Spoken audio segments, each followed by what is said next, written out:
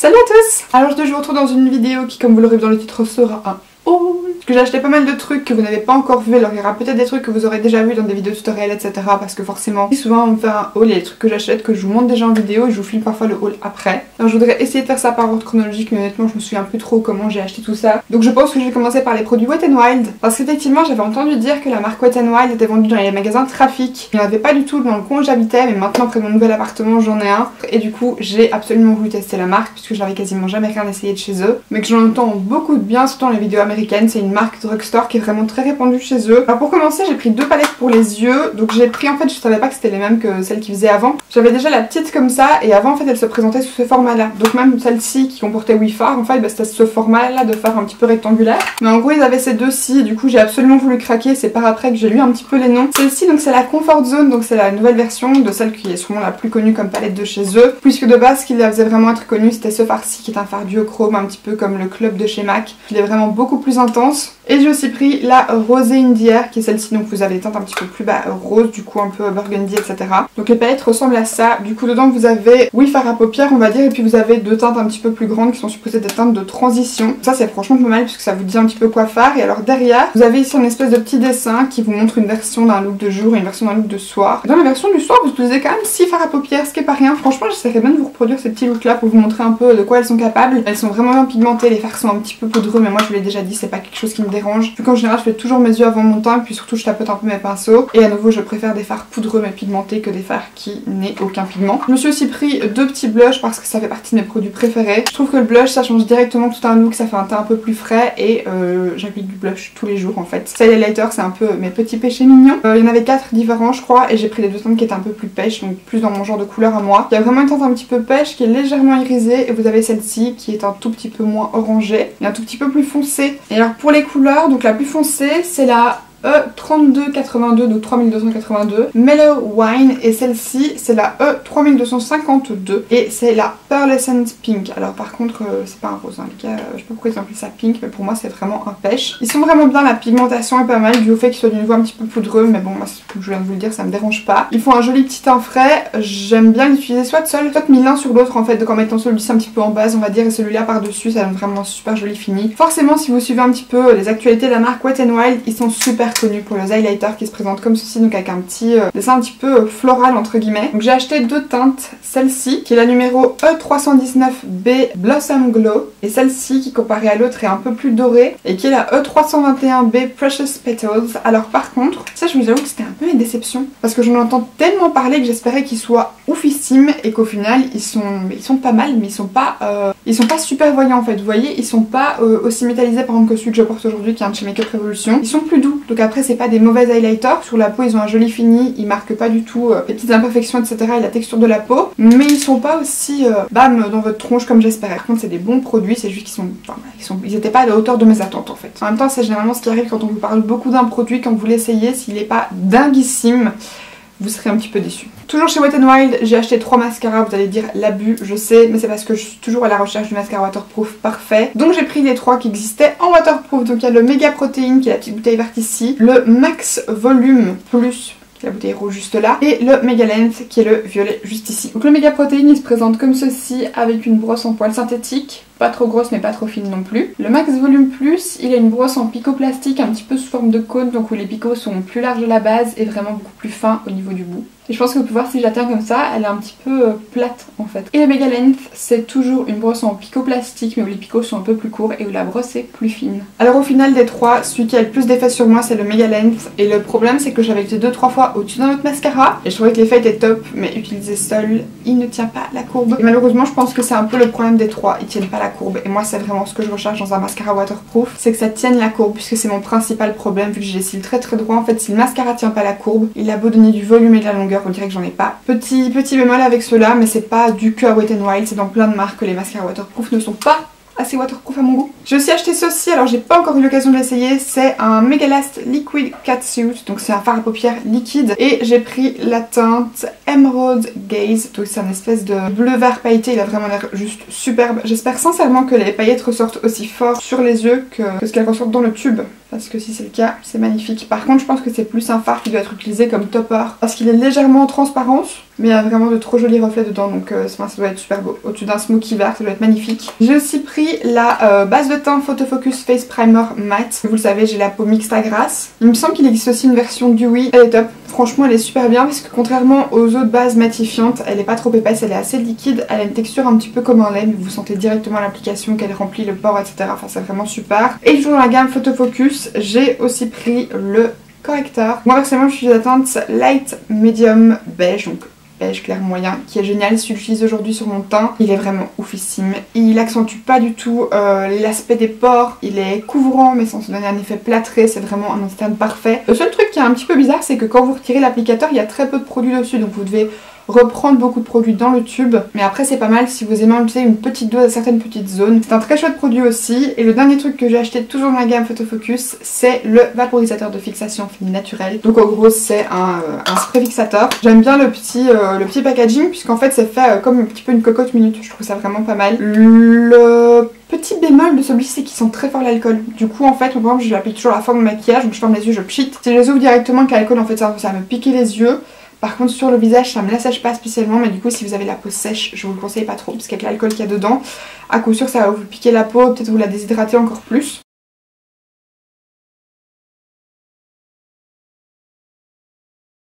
Ce qui est aussi super chouette avec la marque Wet n Wild, c'est un truc que je savais pas et que j'ai appris en regardant un peu les produits. C'est une marque qui est complètement cruelty free, donc ça c'est top. Pas tester sur les animaux, je comprends pas que toutes les marques ne le soient pas encore. Et puis surtout, toute la marque ne l'est pas, mais il y a pas mal de produits qui sont certifiés vegan, comme notamment la base de teint, l'anti-cerne, les palettes pour les yeux. Je le fais pas tout le temps, mais j'essaie vraiment de privilégier des marques qui sont cruelty free parce que enfin je comprends pas. Tout qu'on voit que Wet n Wild c'est une marque petit prix, vous savez aussi, je vous en ai déjà parlé, Essence c'est aussi une marque qui est cruelty free, non testée sur les animaux, ni les produits finis, ni les matières premières. C'est aussi une marque qui a tout petit prix, qui fait des bons produits, donc ça prouve que ça demande pas un investissement énorme de la part de la marque, sinon il y aurait que des marques super chères qui seraient cruelty free et c'est pas le cas. Donc je comprends pas que les marques ne soient pas toutes cruelty free, c'est une base, ça me viendrait pas à l'idée de si moi je crée mes produits de maquillage et les tester sur des animaux, donc je comprends pas que les marques le fassent. Ensuite, je m'étais commandé le Vault de Jaclyn Hill en collaboration avec Morphe Brushes. Donc elle a effectivement sorti 4 palettes, donc elle avait déjà sorti la palette 35 couleurs simplement, que j'ai aussi, donc elle est juste ici. Il me semblait de base que ça allait être une édition limitée, mais je la vois toujours en vente partout, donc peut-être que c'était pas le cas, mais moi il me semblait quand elle était sortie, c'était prévu d'être une édition limitée. Elle ressemble à ceci. Elle est super chouette, les fards sont vraiment pas mal. D'ailleurs je vous avais réalisé le tutoriel, je vous le mettrai dans le petit si jamais ça vous intéresse. Mais du coup là quand j'avais vu les palettes, je les voulais absolument. La seule qui me tentait le moins c'était encore la violette, et au final, comme le Vault revenait quasiment moins cher que d'acheter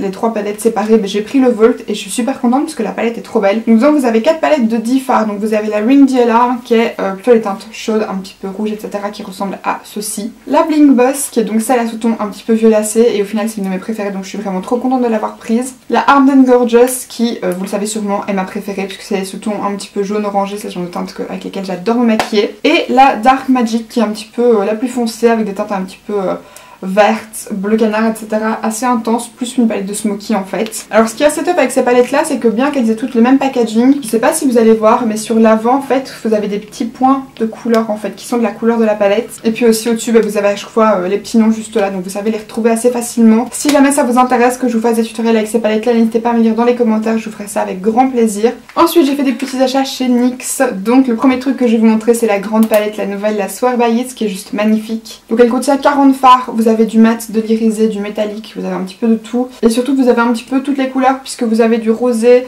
vous avez du jaune, vous avez du vert, du bleu, du rouge, enfin il y a vraiment de tout. C'est d'ailleurs celle à laquelle j'ai réalisé ce tutoriel-ci. Il est déjà sorti, je vous le mettrai aussi dans le petit, j'espère que ce sera le cas, et si jamais c'est pas encore le cas, eh bien ça sortira prochainement, donc restez connectés et abonnez-vous si vous voulez pas louper ça. Voilà, à nouveau si jamais vous voulez que je fasse d'autres tutoriels que juste le maquillage que je porte là, n'hésitez pas à me dire dans les commentaires et à me dire l'harmonie dans laquelle vous voudriez que je le fasse. J'adorerais faire un look vert parce que j'aime beaucoup ces deux farcis et celui qui est là aussi juste en dessous. Peut-être aussi un look bleu, pourquoi pas, enfin il y a vraiment énormément de possibilités avec cette palette là. Les fards sont bien pigmentés, ils se travaille très bien, enfin c'est du NYX quoi, donc franchement généralement la qualité elle est pas approuvée. J'ai aussi pris le mascara Worth the Hype en waterproof, et là je vous avoue que j'avais des high expectations parce que chez NYX il y a déjà deux autres mascaras waterproof qui existent. Il y a le Full Figured qui fait partie de leur gamme classique de mascara, et il y a le Doll Eyes qui ne tiennent pas du tout la courbe, donc du coup ça botte des bons mascaras entre guillemets, vu qu'ils tiennent pas la courbe pour moi ils sont inutiles, donc celui-ci c'était vraiment le seul truc que je lui demandais, et pour le coup c'est à croire qu'on se fout de ma gueule puisque effectivement il tient la courbe.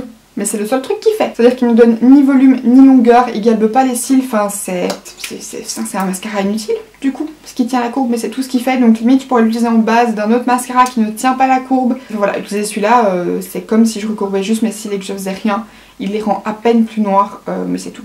Donc voilà, petite déception. J'ai aussi pris du coup un Slip Tease, je voulais trop les essayer, c'est les nouveaux rouges à lèvres un petit peu laqués. J'ai pris la teinte numéro 16, Last Frontier, qui est vachement plus foncé en fait que ce que j'avais l'impression en magasin. Il me paraissait marronné rouge, mais pas bordeaux aussi foncé que ce que c'est. Et du coup, j'ai 2-3 problèmes avec ça. J'ai beau appliquer un crayon en dessous, j'arrive jamais à avoir un bord de lèvres net. Le problème en fait c'est que si vous voulez que le fini laqué soit partout, vous devez faire même le tour de vos lèvres. Et avec l'applicateur en forme de boule comme ça, c'est juste impossible. C'est vraiment un applicateur comme un sablier, donc en fait le principal en fait du produit se trouve au milieu, mais c'est pas avec ça que vous savez faire un tour net, donc vous voulez le faire avec la boule, mais sur la boule il y a quasiment pas de produit, donc c'est vraiment pas très pratique pour l'application, ce qui fait que ça fait pas un fini très propre. Et pour une couleur aussi foncée, il faut vraiment que le tour il soit net, sinon ça se voit directement. Et je trouve en plus qu'avec les finis laqués, ça se voit encore plus.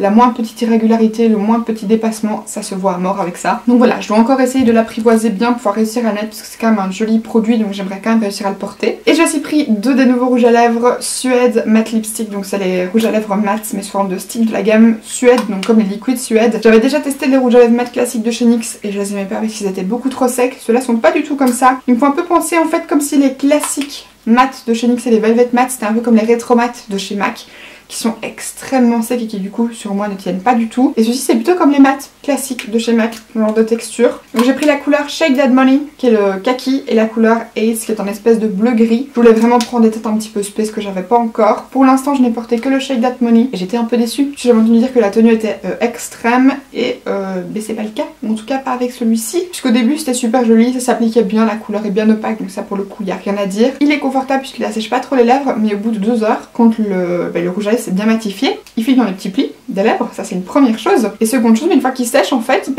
il file dans les plis et ce qui n'est pas filé dans les plis disparaît. Donc vous retrouvez avec un fini genre le bord foncé mais à l'intérieur il n'y a rien sauf dans vos plis quand vous souriez. C'est pas ouf, je vous en dirai plus quand j'aurai essayé cette teinte là et puis qu'en mettant un crayon en dessous ça pourrait aider. Mais en tout cas tout seul c'est pas suffisant comme tenue selon moi. Alors ensuite chez Primark j'avais aussi fait quelques achats, notamment ce petit duo d'éponge ici qui était il me semble à 2,50 €. Je vous avoue que j'avais craqué pour l'éponge ici en forme vraiment de beauty blender marbré, je la trouvais trop belle. Mais en fait je vous la montre pour ensuite m'en débarrasser. Je sais pas si vous allez voir mais dès que vous la pressez elle garde la forme. Elle se déforme, la texture est vraiment pas agréable. C'est vraiment super désagréable à utiliser parce qu'en fait elle se déforme donc elle n'applique pas la matière, elle la déplace et encore. Et en fait voilà je vous montre là mais en sachant que là elle a déjà un petit peu séché donc le problème est un petit peu moins, mais voilà. Vous voyez là je viens de la presser, elle perd complètement sa forme. Le seul moyen de lui redonner sa vraie forme d'origine en fait c'est de la gorger d'eau. Le problème c'est que si vous le faites bah du coup elle est gorgée d'eau donc vous savez pas l'utiliser. Donc voilà, enfin franchement c'est vraiment pas ouf à utiliser, en plus à toucher la texture il y a un truc qui me plaît pas du tout. Enfin c'est vraiment nul, donc celle-là déjà je m'en débarrasse directement. J'ai déjà essayé de l'utiliser 2 fois mais dès que je l'ai mouillée dès que je l'ai essorée en fait en la mouillant j'ai compris le problème. Celle-ci il y a le même genre de souci mais c'est vraiment plus léger donc je m'en suis servi aujourd'hui. Ça passe, c'est pas aussi mou qu'un beauty blender, c'est pas aussi agréable de toucher puisqu'il y a le même genre d'aspect que la version marbrée. C'est pas un produit dinguissime, c'est pas mal mais franchement je vous conseille pas de les acheter. Toujours chez Primark, produit que vous avez déjà vu dans plusieurs vidéos, c'est ce petit truc-ci, c'est le Pure Priming Glow Essence. Donc c'est partie du coup de la collection Pure et c'est supposé être une base un petit peu lumineuse. J'adore. J'adore, vous l'avez déjà vu quasiment dans tous mes derniers tutoriels puisque c'était un super chouette produit. Je l'ai un peu acheté puisque ça me faisait penser à un dupe des Good Farsali et c'est à peu près ça, sauf que moi j'ai déjà entendu plein de fois que les Farsali, genre les violettes en tout cas, ne faisaient pas du tout d'effet. Primo, elles sont super bon. Secondo, elles donnent effectivement un petit côté glowy à la peau. Et troisièmement, elles floutent très légèrement la peau. En fait c'est pas vraiment qu'elle floute, c'est juste qu'elle permet au maquillage de s'appliquer par dessus d'une super jolie façon. Ça fait pas accrocher le fond de teint ou l'anti-cerne où que ce soit, ça le fait vraiment un petit peu se déposer par dessus, donc ça marque pas les pores. Enfin c'est vraiment un super chouette produit, je l'aime vraiment beaucoup, en plus ils sont super bons. Puis le petit côté un petit peu ludique, des petites gouttelettes un petit peu lumineuses. J'ai aussi acheté ce petit trio de rouge à lèvres typiquement juste parce que c'était Disney et Alice au Pays des Merveilles, qui était à 5 € me semble-t-il. Quand vous l'ouvrez ça se présente hop comme ceci. Donc j'ai entendu des gens se plaindre que c'était vraiment petit. Seulement, comment vous dire que ce sont des mini rouges à lèvres, ça c'est une première chose. Là quand je vous le compare aux mini rouges à lèvres de chez MAC qui eux sont à 10 €, alors que là c'était 5 pour 3 donc on va dire allez, à peu près même pas 1,80 € de rouge à lèvres, ça fait la même taille. Et quand vous les ouvrez, il y a peut-être un tout petit peu moins de produit, mais pas beaucoup moins. Le raisin MAC est juste un tout petit peu plus large, sinon la hauteur du raisin c'est la même chose. Donc vous avez 3 couleurs différentes, vous avez un espèce de rose, un genre de pêche et un espèce de framboise, en sachant d'ailleurs que la couleur rose et pêche, je pense qu'ils ont dû se tromper dans l'étiquetage, puisqu'en fait ils ont appelé le rose pêche et le pêche rose, ce qui est un peu bizarre. C'était vraiment super mignon, puis en plus j'aime bien le petit packaging comme ça, le fait que vous puissiez les laisser ranger un peu dans leur petit coffret. Et alors ensuite, c'est le seul produit de cette marque là, donc je vous montre maintenant. J'ai trouvé ceci chez Essence, donc ce sont des fossiles magnétiques. Je veux trop vous en faire un crash test, je les ai typiquement achetés pour ça. Donc là j'ai pris la gamme Volumizing. En fait il y avait les Volumizing et les Lengthening, donc en gros dès qui donnent du volume et dès qui donnent de la longueur. Mais au visu c'était exactement la même chose, donc je vois pas pourquoi est-ce que c'était différent. Des fossiles en fait qui sont supposés se mettre pour moi au niveau de la moitié voire du 3/4 de l'œil. Et alors par contre le seul truc qui va moi je pense un peu me déranger, c'est le fait que comme ils sont partout de la même longueur, je pense qu'au niveau du coin interne entre guillemets ça va avoir tendance à se voir. Mais vu que c'est un produit un peu ludique et tout, je voulais absolument l'essayer, donc j'ai pas pris les 2 paires parce qu'elles n'étaient pas données, je pense qu'elles étaient à 5 €. Après c'est pas horrible pour une paire de fossiles, mais je me suis dit que si c'était nul, j'allais pas payer 10 balles pour rien quoi. Donc voilà, j'en ai pris une des 2 paires et si jamais ça fonctionne, j'irai m'en chercher une autre parce que je trouve ça super pratique. Si jamais par exemple vous êtes maquillé un petit look de jour et qu'au soir vous voulez un petit peu plus agrémenter votre look, vous pouvez le faire avec ça, vous les glissez dans votre sac, ça s'applique et vous vous embêtez pas avec de la colle et tout. Et ça va aussi à mon avis un petit peu mieux tenir que des fossiles à colle, puisque les fossiles à colle une fois que ça se décolle, si vous n'avez pas de colle avec c'est la merde, ça se voit en plus. Avec ça, mais comme c'est des petits aimants, je me dis que ça doit pas mal tenir. Donc voilà, ce sera à essayer ensemble, faire un petit crash test. Je mens, j'ai un autre produit de chez Essence puisque j'ai racheté un anti-cerne, c'était un tout nouveau. C'est le Camouflage Matte Concealer, donc Camouflage plus Matte Concealer. C'est supposé être un anti-cerne waterproof et qui peut camoufler les tatouages. Alors j'ai essayé sur mon tatouage du bras, c'est pas le cas. Ce qui m'a fait super drôle en fait, c'est que c'est exactement le même packaging que certains le rouge à lèvres mat. Je viens juste ici pour vous montrer, vous voyez que c'est vraiment la même chose. Et l'applicateur, il est tout pareil aussi. C'est aussi en espèce de petite forme de goutte comme ça. J'ai utilisé qu'une seule fois pour l'instant et j'avoue que je me souviens pas trop de ce que j'en pensais. Surtout que j'ai appliqué qu'une éponge qui l'estompe pas bien en fait, donc je dois vraiment le réessayer avant de pouvoir vous en donner un avis. Et alors ensuite j'ai eu la chance de tomber dans un grand Trade Vat qui avait un stand iArt Revolution, donc qui était avant iArt Makeup, et un stand Revolution, donc qui était avant Makeup Revolution. Donc du coup j'ai pu prendre quelques petits trucs puisque dans la marque Revolution il y avait des trucs que j'avais jamais vu, puisque normalement cette marque là ils l'ont pas chez Crevat, ou en tout cas moi je l'avais jamais vu. Donc je me suis pris 2 produits chez iArt Makeup, donc iArt Revolution, puisque c'est de nouveau un plus un gratuit. C'est une promo qu'ils font super souvent chez eux, c'est trop l'occasion de vous faire des razzias. J'ai repris un petit highlighter. Alors eux ils disent que c'est un blush, Triple Baked Blush. Seulement si je l'ouvre, je pense que vous voyez que c'est clairement un highlighter. J'ai swatché, c'est clairement un highlight. J'aime bien utiliser soit mélanger, soit 3 teintes séparées. Ça fait un highlight de fou. Vous savez que ces petits produits là sont de petits cœurs. Ça fait partie de mes produits préférés chez iArt Makeup. Ils sont super bien pigmentés, super intenses en reflet, et franchement en highlighter ça fait partie de mes préférés. Ils sont juste trop beaux. Et du coup comme avec il me fallait un autre produit pour bénéficier de la promotion, j'ai pris ce petit fixing spray. Donc c'est un spray fixateur de maquillage. Je vous avoue que je l'ai pas encore utilisé comme tel, je saurais pas vous dire. Je m'en suis déjà servi 2-3 fois pour mouiller mon beauty blender, mais là vous savez quoi, je vais l'utiliser maintenant parce que j'en ai pas mis. Alors il y a une légère odeur, un petit peu comme un désinfectant, mais pas comme de l'alcool. À mon avis il y en a, moi il y a quand même de l'alcool dedans, mais ça sent pas l'alcool. Ça sent un petit peu, je vous dis, le désinfectant, genre un peu l'isobétadine. Vous voyez, genre l'isobétadine ça a quand même une légère odeur, mais ça sent à peu près la même chose. Le spray par contre est pas très puissant, ce qui est bien dans le sens où ça vous asperge pas de plein de grosses gouttes. Par contre il faut le sprayer assez proche du visage, c'est qu'en fait le spray retombe très vite. Ou alors vous devez le sprayer depuis en haut, ça peut aussi. Et ensuite du coup chez Revolution, je l'avais vu sur leur site mais j'avais jamais trouvé en magasin. Et là du coup j'étais trop excitée, j'ai enfin réussi à mettre la main sur les anti-cernes Conceal and Define de chez Makeup Revolution. Ils sont super connus pour être un dupe du Shape Tape de chez Tarte. Je l'ai utilisé dans ma vidéo make-up de rentrée, donc je vous mettrai dans le petit si vous l'avez pas vu. Mais franchement ils sont géniaux. Ils s'appliquent super bien, ils sont pas aussi couvrants que le Shape Tape, je vous lis d'ailleurs dans la vidéo. Oh mon dieu, ils sont cruelty free et vegan aussi, trop bien. Vous voyez comme quoi des produits petit prix peuvent, voilà. C'est des anti-cernes qui sont à 5 €, donc c'est clairement beaucoup moins cher que le Tarte. Moi j'ai pris 2 teintes parce que j'hésitais vraiment. Et j'ai bien fait puisque la C8 c'est ma teinte classique, mais comme un petit peu tous les anti-cernes ça a tendance à s'oxyder un tout petit peu au niveau du dessous de mes joues. Mais je prends la C5 en fait pour un petit peu corriger ça et aussi pour un petit peu illuminer mon dessous de l'œil. Donc effectivement il n'y a pas la couvrance du Shape Tape, mais il est tellement plus beau sur la peau. Puisque maintenant le Shape Tape, moi je m'en sers vraiment plus que au niveau vraiment de mes cernes, juste pour un petit peu illuminer la couleur la plus claire. Mais surtout mon visage je peux pas. Le côté sec en fait de l'anti-cerne pourrait fonctionner sur ma peau grasse, mais le problème c'est que ça fait un côté cakey, trop épais, très couvrant certes, mais c'est pas un assez joli fini sur la peau. Alors que celui-là, comme il a un tout petit peu moins de couvrance, il est beaucoup plus joli. Maintenant c'est une couvrance qui est modulable, donc vous savez quand même bien camoufler si vous mettez une deuxième couche. Il ne marque pas les pores, il ne marque pas les zones de sécheresse.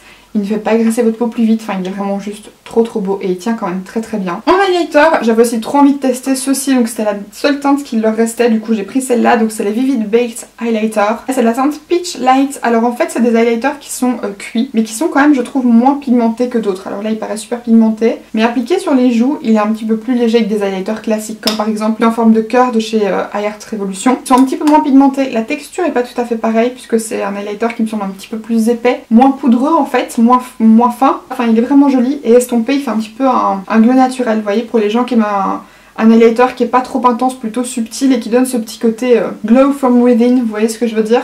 Mais c'est vraiment ça fait vraiment ce genre d'effet là sur la peau. Toujours dans les highlighters, je devais prendre ceci, ils avaient aussi la palette pour les yeux, je vais peut-être vous dire ce que c'est la palette d'highlighter en collaboration avec Soph, donc qui est une youtubeuse anglaise qui a sa propre chaîne mais qui fait aussi pas mal de vidéos pour Make Up Revolution. Elle a aussi fait deux palettes pour les yeux, donc elle a fait la classique et la Spice me semble-t-il. La classique elle est pas mal mais c'est des couleurs que je possède déjà, alors que dans la Spice il y a des couleurs qui m'intéressent plus, mais malheureusement la Spice il l'avait pas en magasin. Donc je me suis retenue mais je n'ai pas pris l'original. Par contre j'ai pris la palette d'highlighter parce qu'ils avaient un testeur, donc je l'ai swatché et ils sont juste trop beaux. Méga intense. D'ailleurs je porte un des highlighters de ces palettes-ci, je porte le doré qui est juste là, qui est juste trop beau. Super intense, super lumineux, comme j'aime. Voilà, moi j'aime les highlighters très intenses et très voyants. Et là pour le coup bah, c'est exactement ce que vous avez avec cette palette-ci. Et ensuite je voulais trop tester ces palettes-ci. Ce sont les palettes Reloaded de chez Make Up Revolution qui se présentent comme ceci. Donc c'est des palettes où vous avez 15 fards à paupières et qui sont à 4,99 €. Vous avez bien entendu 4,99 € la palette de 15 fards. Celle-ci je l'ai prise parce que si je l'ouvre, si je prends cette palette-ci, la fameuse, la tant controversée, et que je vous l'ouvre, que je vous mets celle-là à côté, est-ce que vous voyez que c'est les mêmes teintes? Sauf que ça c'est... En Belgique elle est à 55 €, elle est à 49 je crois en France. Ça c'est 5 €. Donc 11 fois moins cher. Et je me dis que si elle est de meilleure qualité que la Subculture, ça peut peut-être être trop bien. En fait le problème de celle-ci c'est que le côté poudreux me dérange pas. Le problème c'est qu'il y a des fards qui s'estompent pas bien entre eux. Dans le sens où quand vous les estompez, ils deviennent un peu grisés. Je pense notamment aux teintes vertes qui quand vous les estompez donnent un aspect brunâtre. C'est trop bizarre et ça va pas du tout souvent avec le maquillage que vous faites. Donc voilà, je me dis que j'allais essayer. Peut-être faire aussi vous savez, un moitié de visage high-end et un moitié de drugstore. Je pense que ça peut être une super chouette chose. Je sais pas encore la qualité vu que je l'ai pas encore testée. Mais celle-ci par contre, la Reloaded Neutrals 2, elle est tellement belle. À nouveau j'ai utilisé dans ma vidéo tutoriel pour la rentrée, qui sera toujours dans le petit, je vous l'ai mis au début de vidéo, donc en cliquant vous savez les retrouver. Je vous avais fait une version soft mais je peux très bien faire une version plus chargée si jamais ça vous intéresse. Elle est super jolie, c'est des teintes rouge, rose, juste magnifique et pour le coup elle est de très bonne qualité. Bien pigmentée, donc quand je vois la qualité de celle-là, je me dis que celle-ci sera sûrement top vu que c'est la même gamme. Mais voilà, très bon produit, comme quoi il faut pas mettre 50 balles dans une palette pour avoir un produit final qui soit vraiment de bonne qualité. Et bien écoutez, c'est ici que s'achève cette vidéo et j'ai envie de dire encore heureux parce que nom d'un chien c'était très long. J'espère en tout cas sincèrement que ça vous aura plu. Si c'est le cas, n'hésitez pas à liker la vidéo et comme je vous l'ai dit tout au long, s'il y a certains produits que vous voulez voir soit en tutoriel, soit en revue, soit autre, n'hésitez pas à me dire dans les commentaires, je vous ferai ça avec grand plaisir. Faut aussi vous abonner ici en dessous si ce n'est pas encore fait pour voir les prochaines vidéos qui vont sortir. Et d'ici là, moi je vous fais d'énormes bisous.